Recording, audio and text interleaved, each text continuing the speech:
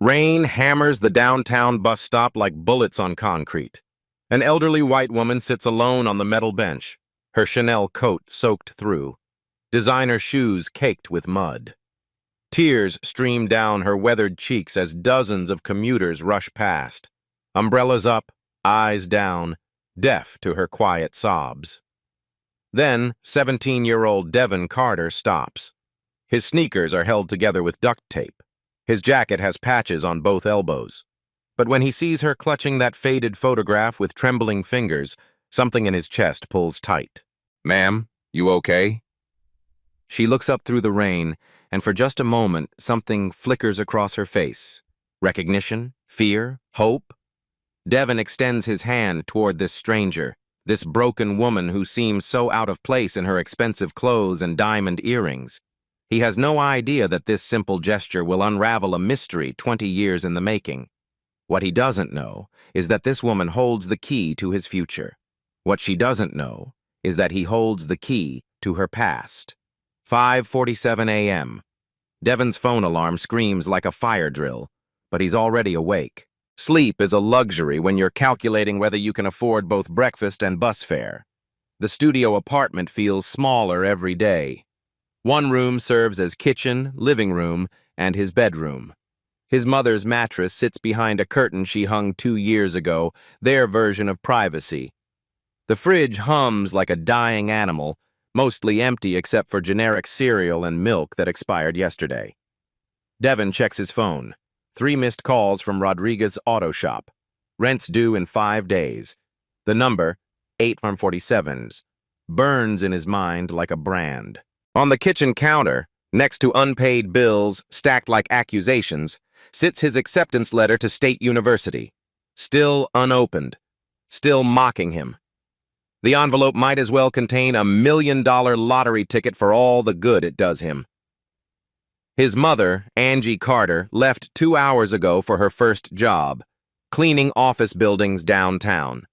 She'll be home at 3 p.m. for exactly 90 minutes before heading to her second job at the grocery store, then catering on weekends. 3 jobs to afford a life that barely qualifies as living. Devin showers in 30 seconds, not because he's in a hurry, but because the hot water tank gave up last month. The landlord keeps promising to fix it. Devin keeps pretending to believe him. Roosevelt High School hits him like a slap of reality. In the hallways, kids carry backpacks worth more than Devin's monthly food budget. They complain about slow Wi-Fi while Devin rationed his phone data like medicine. They debate which college to attend while Devin debates whether college is even possible. "Devin!" Mrs. Peterson, his guidance counselor, waves him over. She's kind but exhausted, trying to save kids who can't afford to be saved. "About that scholarship application essay?" "I'm working on it," he says. The prompt haunts him. Describe someone who inspires you and explain how they've shaped your character. How do you write about inspiration when you're drowning? How do you explain that your biggest inspiration is your mother's refusal to give up, even when giving up would be easier? In AP Chemistry, Devin sits next to Jessica, whose family owns 3 houses. She mentions their Hamptons place casually, like everyone has a summer home. Devin nods and calculates whether he can afford lunch today. The answer is no. But his mind works differently with equations, with problems that have definite solutions. Chemistry makes sense. Molecules don't care if you're poor. Elements follow rules regardless of your zip code. "Carter," Mr. Williams calls out, "balance this equation." Devin stands, walks to the board. The problem is complex, multi-step synthesis that requires understanding reaction mechanisms. His classmates struggle with it for homework. Devin solves it in 47 seconds. The class goes quiet. Jessica stares. Even Williams looks impressed. "How'd you do that so fast?" Devin shrugs. "It's just logical." What he doesn't say: when your life is chaos, you cling to anything that makes sense. After school, Rodriguez Auto Shop. The smell of motor oil and metal shavings feels like home. Here, Devin's hands know exactly what to do. Engines don't judge. They either work or they don't. Kids got magic fingers, Rodriguez tells customers, watching Devin diagnose a transmission problem in minutes. Ever think about engineering school? Devin's smile doesn't reach his eyes. Thinking about it and affording it lives in different universes. His phone buzzes. Mom texting from her grocery store job. Found marked down chicken. Dinner tonight. Devin's chest tightens. She's excited about discount meat that's probably close to spoiling. This is what passes for good news in their world. Evening. Walking home through neighborhoods that get nicer with every block he can't afford to live in. He stops at Mrs. Monroe's apartment building. Same broken elevator, same flickering lights as his own place. Devin! She struggles with grocery bags. At 74, 3 flights of stairs might as well be Mount Everest. He takes her bags without being asked. Always does. You're a good boy, she says in broken English, pressing a crumpled $5 bill into his palm. For college. His throat closes. Mrs. Monroe, I can't. You take. My grandson is in Beijing. He is a doctor now. It started with $5, too. Devin accepts the money because refusing would hurt her feelings. $5. In a world where college costs $60,000 a year, Mrs. Monroe believes $5 matters. Maybe it does. Maybe believing it matters is what matters. Late night. Kitchen table becomes homework headquarters. Devin spreads textbooks around him like shields against reality. Calculus problems, chemistry labs, English essays, all completed under the light of a lamp his mother bought at Goodwill. The scholarship essay stares at him from his laptop screen. Cursor blinking, mocking. Describe someone who inspires you. He types, my mother works 3 jobs, so I can dream about one. Deletes it. Too honest. My neighbor believes in my future even when I don't. Deletes it. Too sad. Outside, his mother's footsteps echo in the hallway. Exhausted, but still climbing. Still fighting. Still believing tomorrow might be different. Devin closes the laptop. Some stories are too big for scholarship essays. Some dreams are too fragile for reality. But tomorrow, he'll try again. Because that's what you do when giving up isn't an option. That's what his mother taught him. That's what keeps him going. One impossible day at a time. Thursday afternoon hits the city like a hammer. October rain turns everything gray and urgent, the kind of weather that makes people move faster, heads down, thinking only about getting home dry. Devin finishes his shift at Rodriguez's early. The shop's ancient heating system finally gave up, turning the garage into an icebox. Rodriguez sends everyone home rather than watch them freeze to death over carburetors. See you tomorrow, kid. Assuming we don't all turn into popsicles. Devin pulls his thin jacket tighter. The bus ride downtown takes 43 minutes on a good day. In this weather, who knows? But the route home is predictable, reliable, unlike everything else in his life. That's when he sees her. The woman sits alone at the downtown bus stop like she's been abandoned by the world. Everything about her screams money. The kind of money that builds wings on hospital buildings and gets your name on university libraries. Her coat probably costs more than Devin's family makes in 6 months, but she's crying like her heart is being ripped out with rusty pliers. Eleanor Whitmore, though Devin doesn't know her name yet, clutches something in her trembling hands. A photograph, worn soft at the edges from years of handling. Her silver hair, usually styled to perfection, hangs in wet ropes around her face. Commuters flood past her like water around a stone. A businessman in a $3,000 suit glances her way, checks his Rolex, and hurries on. Time is money, and this woman's pain isn't his problem. A group of college students laughs loudly, stepping around her like she's street furniture. One girl starts to look concerned, but her friends pull her along. Come on, Sarah, we'll miss happy hour. A mother with 2 small children notices Eleanor's distress. For a moment, she slows down, maternal instincts kicking in.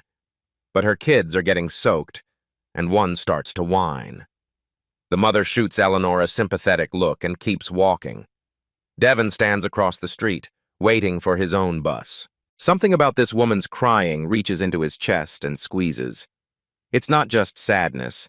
It's the kind of grief that hollows you out from the inside, the kind that leaves you empty and echoing. He recognizes it because he's felt it, watching his mother collapse after 16-hour days, listening to her cry in the shower when she thinks he can't hear. The weight of carrying a family on shoulders too young and too tired. Rain intensifies, turning the street into a river. Eleanor's expensive coat offers little protection now. She looks around desperately, like she's searching for someone who promised to come but never showed up. Her phone, latest iPhone model, the kind Devin sees in store windows but never touches, lies cracked on the concrete beside her, apparently dropped and forgotten in her distress. A security guard approaches, professional but firm. His uniform is dry thanks to the nearby building's overhang. "Ma'am, you can't stay here. The business district clears at 5 o'clock. City ordinance." Eleanor looks up, confusion clouding her features. For a moment, she seems lost in time and space, like she's forgotten where she is or how she got there. "I'm waiting for—" Her voice trails off. She stares at the photograph in her hands. "I thought someone would—" The guard's expression softens slightly. He's probably seen everything in 20 years of downtown security, but wealthy old ladies crying in the rain still gets to him. "You got someone to call? Family, maybe?" Eleanor gestures helplessly at the destroyed phone. "I don't... The numbers are in there. I can't remember them without..." She's from a generation that stored phone numbers in devices, not memory. Without the phone, she's cut off from everyone she knows. "Look, lady, I'm sorry, but I have rules. Building management doesn't want liability issues." Devin's bus arrives with a mechanical wheeze and the hiss of hydraulic brakes.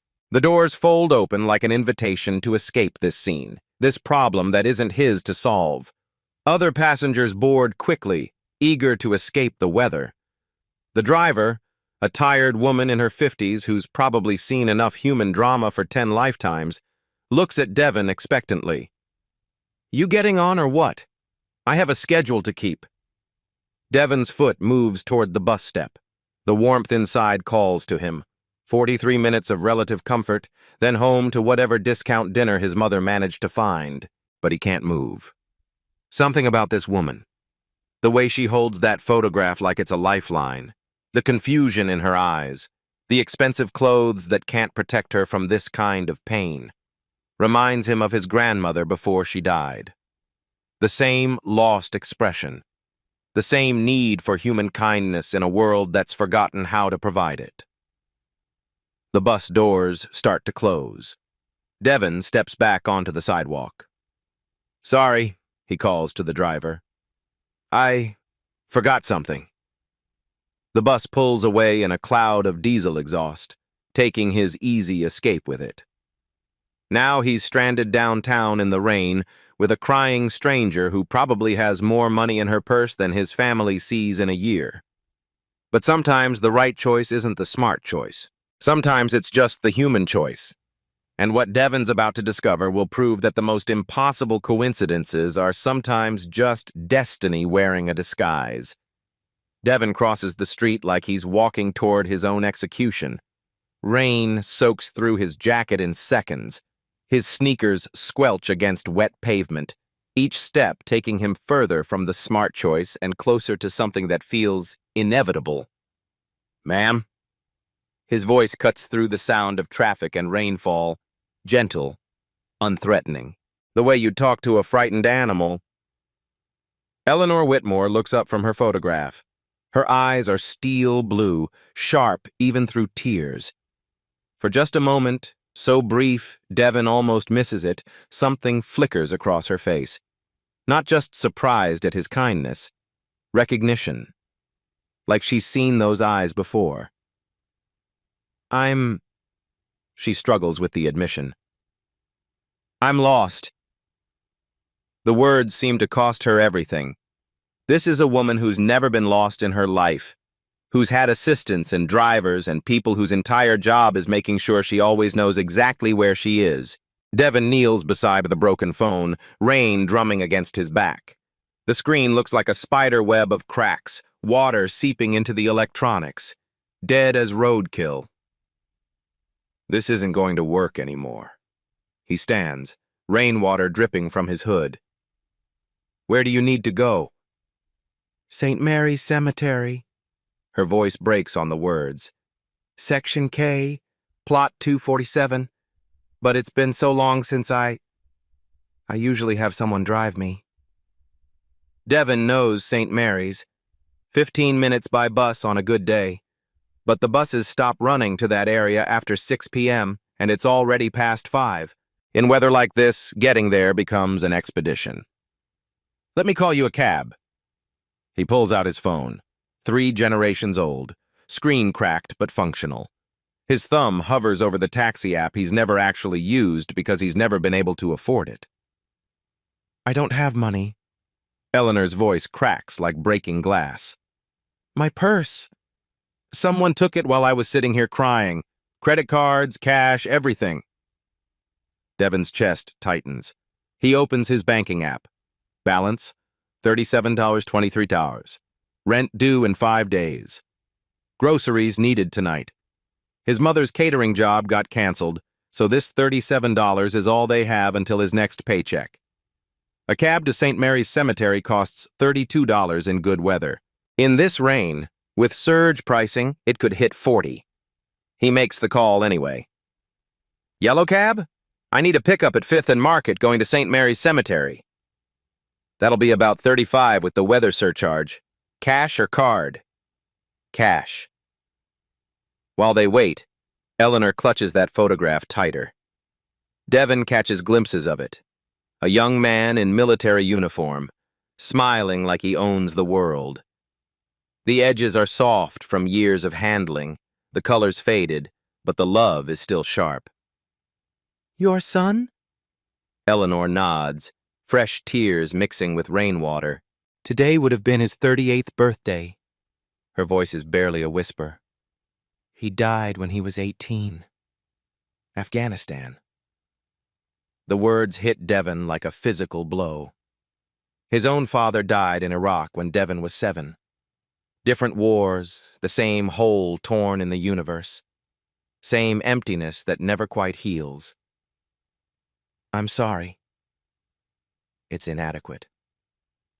All condolences are inadequate. But it's real, and Eleanor seems to hear that reality. Michael James Whitmore. She says the name like a prayer. He wanted to be an engineer. Like you, maybe. Smart hands, kind heart. Devin doesn't know how she knows about his hands, his heart. But there's something in her voice. Recognition. Connection. Like puzzle pieces clicking into place. I come every year. Same day, same time. 20 years now. Eleanor looks directly at him for the first time.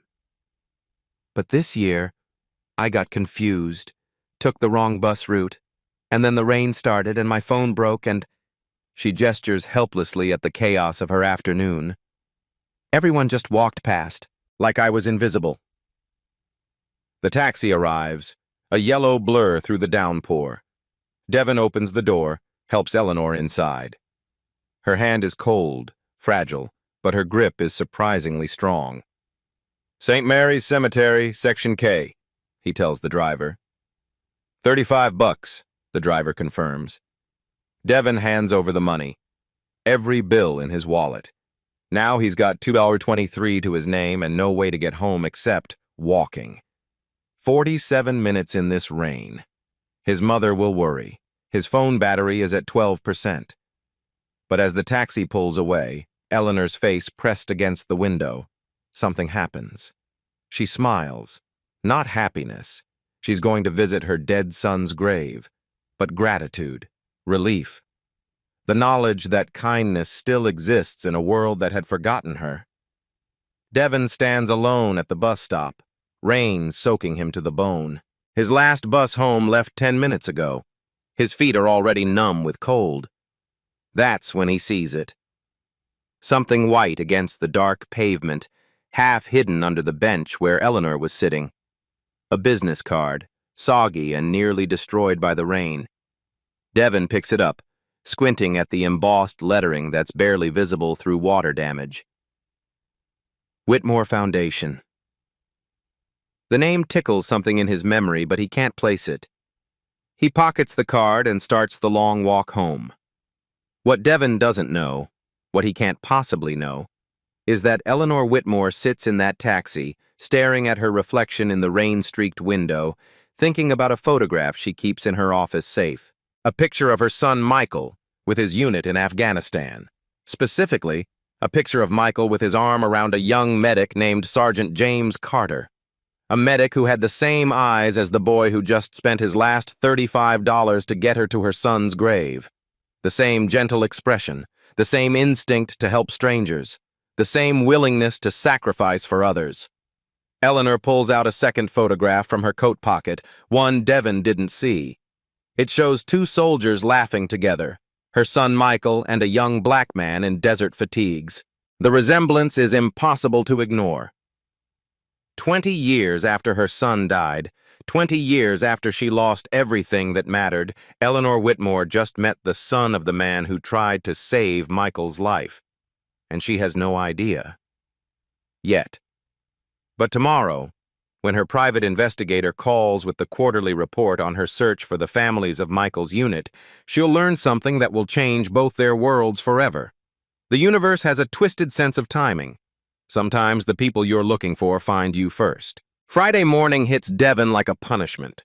He drags himself to Roosevelt High looking like he wrestled with a hurricane and lost. His jacket is still damp from last night's 47-minute walk home through the rain. His sneakers squelch with every step, leaving wet footprints down the hallway. Mrs. Peterson intercepts him at his locker, concern written across her face. "Devin, honey, you look terrible. Is everything okay at home?" He forces a smile that doesn't reach his eyes. "Just tired, Mrs. Peterson. Long night." What he doesn't say, he got home past 8 p.m., soaked to the bone, to find his mother heating canned soup on their ancient stove. She took one look at him and knew something was wrong. "Baby, what happened? You're freezing." "Helped someone, missed the bus." She wrapped him in every blanket they owned, made him drink the soup even though he insisted she should eat it. 3 jobs, and she still put his needs first. Now, 12 hours later, Devin's stomach growls like an angry dog. That $35 was supposed to buy lunch for the week. Instead, it bought a taxi ride for a stranger. No regrets, though. Some things matter more than food. In AP Chemistry, his focus drifts. He keeps thinking about Eleanor's tears, the photograph of her son, the way she said his name like a prayer.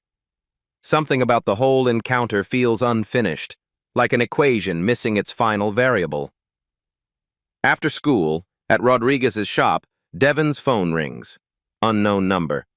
"Hello? Devin, this is Eleanor Whitmore. From yesterday?" His hands pause on the engine he's rebuilding. In daylight, removed from the rain and drama, her voice sounds different. Stronger, more assured, like the woman who runs boardrooms instead of crying at bus stops. "Oh. Hi, Mrs. Whitmore, you okay? Did you make it to the cemetery?" "Because of you, yes." Her voice carries warmth now, gratitude mixed with something else. "I spent 3 hours with my boy.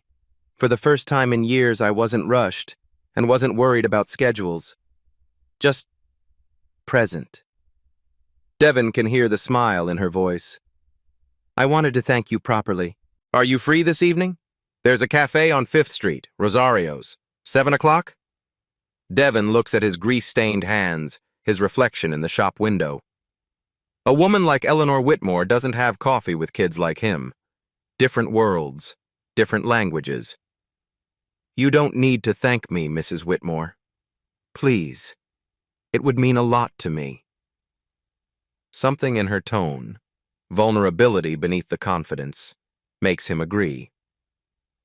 That evening, Rosario's cafe feels like stepping into another universe. Eleanor sits in a corner booth, transformed from yesterday's broken woman into someone who clearly belongs in expensive restaurants and charity galas. Her silver hair is perfectly styled. Her clothing screams understated elegance, the kind of expensive that doesn't need labels. She stands when Devon enters, extending a manicured hand like they're equals. "You clean up nice," Devon says, immediately regretting how informal it sounds. Eleanor laughs, the first genuine laughter he's heard from her. "Yesterday wasn't my best day.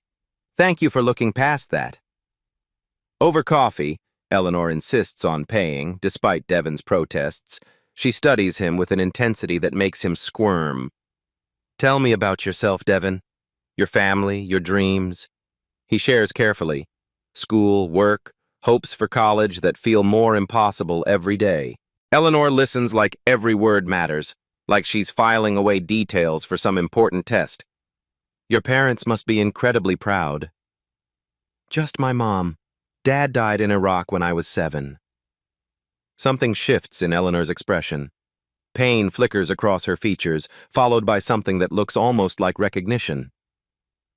"I'm sorry. Military families. We carry a special kind of grief." When they part ways an hour later, Eleanor tries to press a folded check into his hands. "For the taxi, and for your kindness." Devon steps back like she's offering him a live snake. "I can't take that." "Please, it's nothing to me, and—" "It's not about the money." Devon's voice is firm but respectful. "You needed help. That's what people do for each other. That's what my mom taught me." Eleanor studies him for a long moment, then carefully folds the check and returns it to her purse. Instead, she pulls out a pristine business card, nothing like the water-damaged one from yesterday. "If you ever need anything at all." She presses it into his palm, her fingers lingering for just a moment. "Promise me you'll call." Devon glances at the card. Whitmore Foundation, Eleanor Whitmore Chairman. The name still tickles his memory, but he can't place it. "I promise." As they part ways, Eleanor pauses at her car, a sleek black sedan with a driver waiting patiently. "Devon, your father would be proud of the man you're becoming." The words hit him like a physical blow. She drives away before he can respond, leaving him standing on the sidewalk with questions buzzing in his head like angry wasps. How could she possibly know anything about his father? Sunday evening, 7 p.m., Rosario's Cafe. Eleanor sits in the same corner booth, but everything feels different now. Her hands shake as she lifts her coffee cup. Her eyes dart to the door every few seconds, like she's expecting someone else to walk in and stop what she's about to do. Devon slides into the booth across from her, studying her face.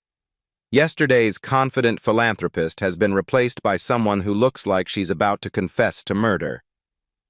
"You said it was urgent?" Eleanor reaches into her purse with trembling fingers and withdraws a manila folder, worn at the edges like it's been handled 1,000 times. She places it on the table between them, but doesn't open it yet. "Devon, what I'm about to tell you, it's going to sound impossible." She opens the folder.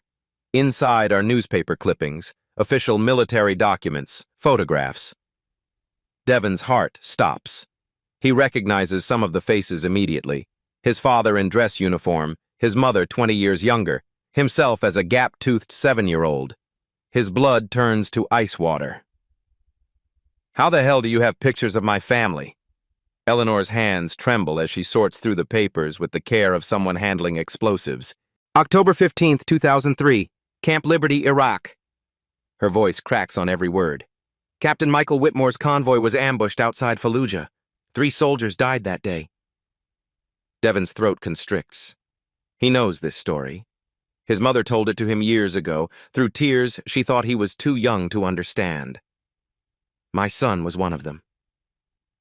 Eleanor pulls out an official military report, pages yellowed with age and bureaucratic indifference. Devon's father's name is highlighted in several places like evidence in a criminal trial. But 2 soldiers survived because of a medic who stayed behind under enemy fire. A medic who kept them alive for 47 minutes until rescue helicopters arrived. Eleanor looks up, her eyes swimming with tears. Sergeant James Carter. The cafe seems to tilt on its axis. Devon grips the table edge to keep from falling. That's impossible. Eleanor pulls out another document, an official commendation report, stamped and signed by people whose names end up in history books. Your father saved those 2 men. Corporal Martinez took shrapnel to the chest. Private Thompson had a severed artery in his leg. Without James Carter's medical intervention, they would have died in that ditch. Devon stares at documents that paint his father as a hero instead of just another casualty. His mother never knew. The Army never told them. James Carter died 6 months later in a different engagement, and somehow his heroism got buried in military bureaucracy. Why are you telling me this now? Eleanor reaches across the table and covers his hand with hers. Her fingers are ice cold. Because 3 days ago, I hired a private investigator to find the families of the men who served with Michael. I wanted to honor them, to finally thank them. Tears flow freely now, 20 years of grief spilling onto the table. The investigator gave me a file with your name, your address, your photograph. She pulls out a surveillance photo. Devon walking to school, taken from across the street. Professional quality. Expensive. When I saw you at that bus stop, when you stopped to help me, Eleanor's voice breaks completely. I thought I was hallucinating. Devon's mind reels like a broken machine. You knew who I was? Not immediately. But when you told me your name, when I saw your kindness, the way you refused my money? Eleanor pulls out another photograph, this one faded and creased from years of handling. 2 young soldiers with their arms around each other's shoulders, both laughing, both alive, both impossibly young, Michael Whitmore and James Carter, best friends. Devon's father looks exactly like Devon does now. Same eyes, same expression when helping others, same instinct to put strangers before himself. They served together for 8 months before that final mission, Eleanor whispers. Your father saved my son's life twice before the day they both died. Michael wrote about him in every letter home, called him the best man I've ever known. The photograph blurs as Devon's eyes fill. His father, who died when Devon was 7, who became just a folded flag and fading memories, was best friends with this woman's son. More than that, they died together. The investigator said you've been accepted to State University, but can't afford to go. Devon nods, not trusting his voice. Eleanor closes the folder gently, like she's putting her son to bed. Devon, your father didn't just save 2 strangers that day. He saved the 2 men my son cared about most in the world. Michael's last words, according to the survivors, were about James Carter's courage. She pulls out one final document, a handwritten letter on military stationery, the ink faded but still legible. Michael wrote this the night before he died. He never got to send it. Devon reads with shaking hands. Mom, if something happens to me, I need you to find Sergeant James Carter's family. He's got a little boy back home, Devon, who's going to grow up thinking his dad was just another soldier. But James Carter is the kind of man who runs toward danger to save others. His son should know that. His son should know his father was a hero. The weight of 20 years crashes down on Devon like a building collapse. His random act of kindness wasn't random at all. Eleanor's tears at the bus stop weren't just for her son. They were for his father, too, for a friendship that death couldn't break, for a debt she'd spent 2 decades trying to repay. What does this mean? Eleanor smiles through her tears, and for the first time since Devon met her, she looks peaceful. It means, Devon Carter, that your father's heroism has been waiting 20 years to come home. She reaches into her purse one more time, and it means his best friend's mother has something to give you. Eleanor pulls out a leather portfolio, the kind that costs more than Devon's family makes in a month. Her hands have stopped shaking now. This is familiar territory for her. Business, negotiations, changing lives with the stroke of a pen. The Michael J. Whitmore Memorial Scholarship typically awards $25,000 per year to exceptional students. She slides a document across the table. But this year, we're creating something new. Devin stares at the official letterhead so crisp it practically crinkles with authority. The James Carter Memorial Fellowship. His father's name printed in elegant font beneath the Whitmore Foundation logo. Full tuition, room and board, plus a $2,500 monthly stipend for 4 years at any accredited university. Eleanor's voice grows stronger with each word. But that's just the foundation. She pulls out her phone, the latest iPhone, the kind Devin has only seen in commercials, and scrolls through contacts like she's ordering pizza instead of changing someone's entire future. Devin, what do you want to study? Mechanical engineering.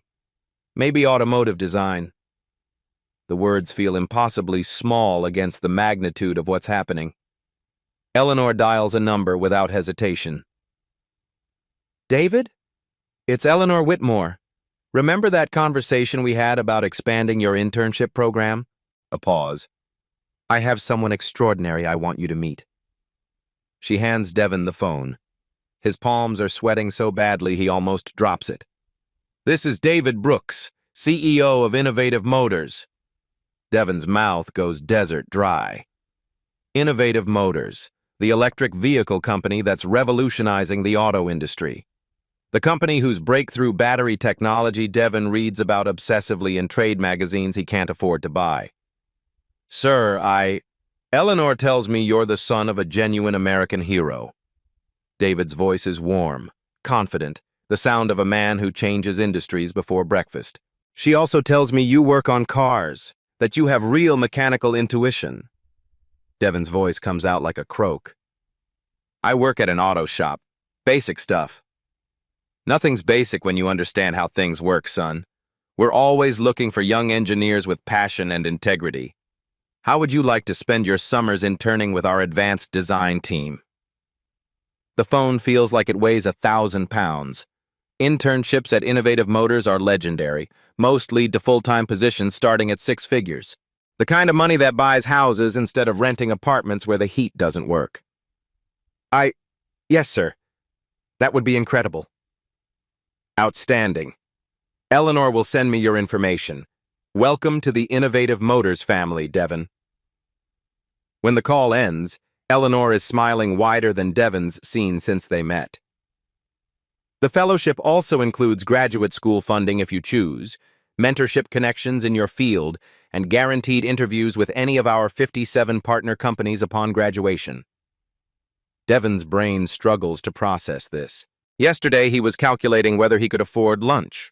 Today, someone is handing him a complete life transformation wrapped in legal documents. Mrs. Whitmore, this is too much. I can't. Eleanor leans forward, her expression suddenly fierce. Devin, your father died serving his country. My son died beside him. For 20 years, I've honored Michael's memory by helping young people achieve their dreams. Her voice cracks slightly. But I could never honor your father's sacrifice because I didn't know his family existed. She reaches into her purse again and pulls out a small velvet box, worn smooth by decades of handling. This was Michael's. His unit insignia from Afghanistan. She opens it, revealing a military pin polished to mirror brightness. The day he died, your father was wearing one just like it. They were brothers. Devin accepts the box with shaking hands. The metal feels warm, like it's been waiting for him. But I can't accept a fellowship created just for me. That wouldn't be right. Eleanor laughs, genuine, joyful laughter that transforms her entire face. Oh, you stubborn, beautiful boy, just like your father. She pulls out another document, this one thick with legal language and official seals. The James Carter Memorial Fellowship will be awarded annually to one student who demonstrates both academic excellence and extraordinary character. You're not the only recipient, Devin. You're the first. Devin scans the paperwork. Legal documents establishing an endowment worth $12 million. Enough to support students like him for generations. There's one condition. Devin looks up, suddenly wary. Every recipient must commit to mentoring younger students in their community. Your father's legacy isn't about one person succeeding. It's about lifting others up. Eleanor's eyes shine with purpose. Character isn't just doing the right thing once. It's creating a pattern of goodness that spreads. Devin thinks about Mrs. Monroe pressing $5 into his palm for college, about helping her carry groceries up 3 flights of stairs, about stopping for a crying stranger in the rain because it was the human thing to do. When would this start? Tomorrow, if you want. I've already spoken with State University's admissions office. Your acceptance is confirmed and your first semester is fully funded. Classes start in 3 weeks. Devin's phone buzzes, a text from his mother. Working late tonight. Leftover pizza in fridge. Love you more than words. He stares at the message, then at Eleanor, then at these documents that represent not just his future, but a future he never dared imagine. My mom, she needs to know. About Dad. About what he did. About all of this. Of course. In fact, I'd very much like to meet her. There are stories about your father that got lost in military paperwork. Hero stories that she deserves to hear. Devin carefully stacks the papers, his mind racing ahead to phone calls, conversations, a life that suddenly has horizons instead of walls. Mrs. Whitmore, why were you really crying at that bus stop? Eleanor considers this, her expression soft with memory. Because I go to Michael's grave every year on his birthday, and every year I talk to him about the scholarship recipients, about the good we're doing in his name. But this year felt different. She pauses. This year I was crying because after 20 years of searching, I still hadn't found James Carter's family. I felt like I'd failed Michael's final request. She reaches across the table and squeezes Devin's hand. I wasn't alone at all. I just didn't know it yet. 6 months later, Devin Carter's transformation is visible from space. State University, Engineering Building, 3:17 p.m. Devin sits in the front row of Advanced Thermodynamics, typing notes on a laptop that doesn't require duct tape to stay functional. But the real difference isn't the equipment. It's the confidence in his voice when he raises his hand. Professor, wouldn't the efficiency increase if we modified the heat exchanger design? Dr. Martinez pauses mid-lecture, impressed. Excellent point, Mr. Carter. You're thinking like an engineer. After class, Devin doesn't rush to catch buses or clock in at minimum wage jobs. Instead, he walks to the library's private study rooms, the ones reserved for fellowship recipients, where 3 high school students wait for him every Tuesday and Thursday. Marcus Johnson, 17. Aisha Williams, 16. Tommy Rodriguez, 17. All from Roosevelt High. All from neighborhoods where college feels like a fairy tale. Okay. Who can tell me what happens when we increase voltage in this circuit? Devin asks, pointing to the small electric motor they've built from scratch. Tommy, who was failing physics 6 months ago, grins as he adjusts the power supply. More current flows, the motor spins faster, but we risk burning out the coils if we go too high. Perfect. And why does that matter for real-world applications? Aisha jumps in. Because engineering isn't just about making things work. It's about making them work safely, efficiently, and affordably. Devin smiles. These aren't just study sessions. They're transformation chambers. Word has spread through Roosevelt High. What started as 3 struggling students has grown to 12. Mrs. Peterson provides classroom space on weekends, amazed at the results. Mr. Carter, she told him last month, whatever you're doing, don't stop. These kids are different now. They believe in themselves. Cut to Innovative Motors Headquarters, Palo Alto. Devin, wearing a crisp internship polo with Advanced Design Team embroidered on the chest, presents his summer project to a room full of senior engineers. Traditional EV battery cooling systems waste 18% of total efficiency through heat dissipation, Devin explains, his PowerPoint displaying complex thermal dynamics charts. My design reduces that to 11% using passive thermal management and adaptive airflow. David Brooks sits in the back row, nodding approvingly. After the presentation, he pulls Devin aside. We're offering you a position after graduation, full-time research and development division. Starting salary, $87,000. He pauses. Think about it. Devin thinks about his mother's 3 jobs, their old apartment with broken heat, the nights they ate cereal for dinner. $87,000 would solve every problem they've ever had. Cut to a different apartment entirely. Bigger, brighter, in a neighborhood where sirens aren't the primary soundtrack. Angie Carter sits at a proper kitchen table, not a card table from Goodwill, reviewing coursework for her business administration degree. The James Carter Fellowship included educational support for military families. While Devin studies engineering, his mother is finally pursuing the college degree she abandoned when she got pregnant at 19. Baby, you don't have to study every night because of me, Devin says, watching her highlight textbook passages. Angie looks up from her marketing coursework. I'm not doing this because of you. I'm doing this because of me.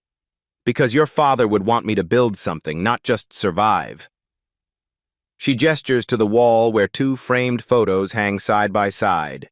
James Carter in dress uniform, and Devin receiving his fellowship award, standing next to Eleanor Whitmore. Besides, Angie grins, someone in this family needs to understand business when you become a famous engineer. Cut to St. Mary's Cemetery, Section K, Plot 247. Michael Whitmore's gravestone, polished granite reflecting autumn sunlight. Eleanor kneels, placing fresh flowers, but she's not alone. Devin stands nearby, along with Sarah Martinez and Robert Thompson, the 2 soldiers James Carter saved in Iraq, now in their 40s with families of their own. Sarah, a high school teacher in Phoenix, speaks quietly. Every morning I wake up, I think about Sergeant Carter. My 2 daughters exist because of him. Robert, a firefighter in Denver, adds, 20 years I've been looking for a way to say thank you. This fellowship program, it's perfect. They've established their own scholarship fund, smaller than Eleanor's but growing. The Desert Angels Memorial Fund honors all 3 men who died that October day, supporting children of first responders and military families. Cut to local news station, Channel 7 Studios. Devin sits across from reporter Linda Walsh, poised despite being 19 years old. The fellowship isn't about me getting opportunities, Devin explains. It's about creating a network where we lift each other up. My mentees will mentor others when they get to college. It multiplies. Behind him, a banner reads, Second Annual James Carter Day of Service. What started as one scholarship has become a community movement. Local businesses donate internships. College students return to tutor. Roosevelt High's graduation rate has increased 23% in 1 year. Cut to Devin's phone buzzing with a text from Detroit. Saw your story online. Started a mentoring group here. 15 kids signed up in the first week. Similar programs have been launched in 6 cities. The ripple effect keeps spreading. Eleanor Whitmore, watching from her foundation office, reviews applications for next year's James Carter Fellowship. 47 applicants, all exceptional, all deserving. The young man who once worried about lunch money now helps decide which struggling student gets a full ride to college. But the most powerful transformation is still coming. 2 years later, October rain falls on the same downtown bus stop where everything began. A young Latina woman, about 19, sits crying on the familiar metal bench. Her clothes are soaked through, her phone screen cracked and dark, her expression lost and desperate. Commuters hurry past with umbrellas up and eyes down, the same choreography of indifference that played out here 24 months ago. From across the street, Marcus Johnson, now a sophomore at MIT, home for fall break, watches her with familiar concern. He wears a nice jacket that doesn't leak. boots that keep his feet dry, but his eyes hold the same kindness Devon showed that rainy Thursday. Marcus crosses the street. "Miss, you okay?" The young woman, Carmen Valdez, looks up through tears.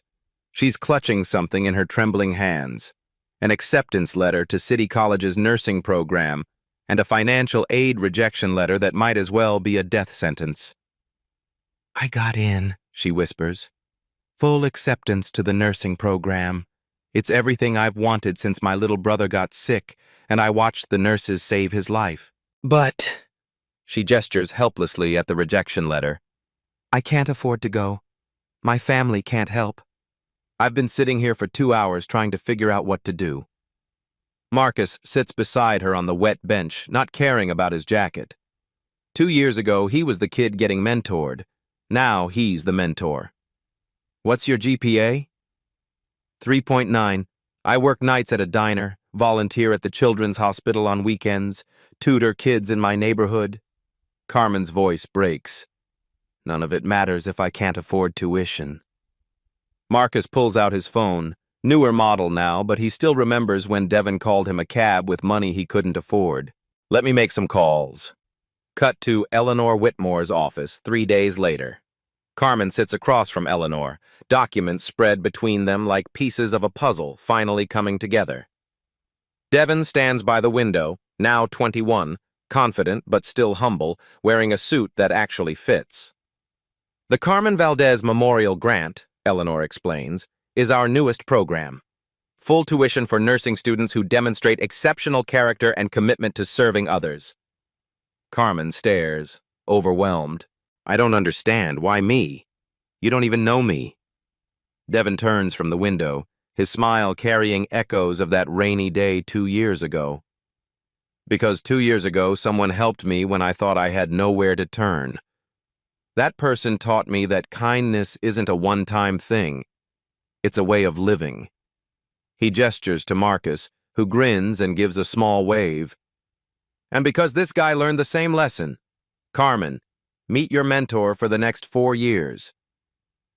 Later, outside the foundation building, the three of them stand together. Devon, Marcus, and Carmen. The rain has stopped, late afternoon sunlight breaking through gray clouds, like hope piercing despair. "Does it ever feel surreal?" Carmen asks. "Like the universe is connecting dots you can't see?" Devon considers this, thinking of his father's sacrifice, Eleanor's 20-year search, a random act of kindness that turned out to be destiny in disguise. "I don't think it's the universe," he says finally. "I think it's just what happens when people choose to see each other. Really see each other." Marcus nods. "And when they choose to act on what they see." As they walk away, the camera pulls back to show the bus stop, empty now but forever changed. A small bronze plaque has been mounted on the bench, in memory of those who serve others, and in honor of those who carry their legacy forward. The Whitmore Foundation. The cycle continues. Somewhere in the city, another person in need waits for someone to stop. Someone always stops. Devon's voice, warm and authentic, plays over a montage of images, the mentorship programs spreading across cities, scholarship recipients graduating, families celebrating transformations, communities growing stronger through acts of kindness. My father died when I was 7, but his legacy didn't end in that Iraqi desert. It traveled through 20 years of grief, through Eleanor's tears on a rainy day, through my decision to stop instead of walking past a stranger in need. Images flash, students mentoring younger kids, the bronze plaque at the bus stop, Carmen in nursing scrubs helping children, Marcus presenting his engineering project at MIT. Every single day, people around you are carrying invisible burdens, waiting for someone to notice, someone to care, someone to act when action matters most. Final image. Devon, Marcus, and Carmen working together in a community center, teaching a new group of kids, the cycle continuing infinitely. You have the power to be that person. Kindness isn't random. It's intentional. It's choosing to see beyond yourself, to act when the world expects you to look away. The screen fades to black with white text. What invisible burden will you help carry today? Share this story. Tag someone who makes a difference in your community. Let's multiply goodness together.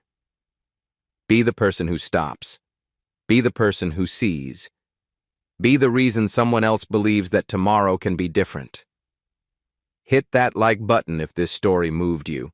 Subscribe to Black Voices Uncut for more stories that restore your faith in humanity. And remember, your kindness could be someone's miracle. Reality isn't always easy to hear, but that's exactly why we tell it. At Black Voices Uncut, we go beyond the surface, showing what others won't. If you value unfiltered truth, hit like, comment your perspective, and subscribe. Every voice matters, and every truth deserves to be heard.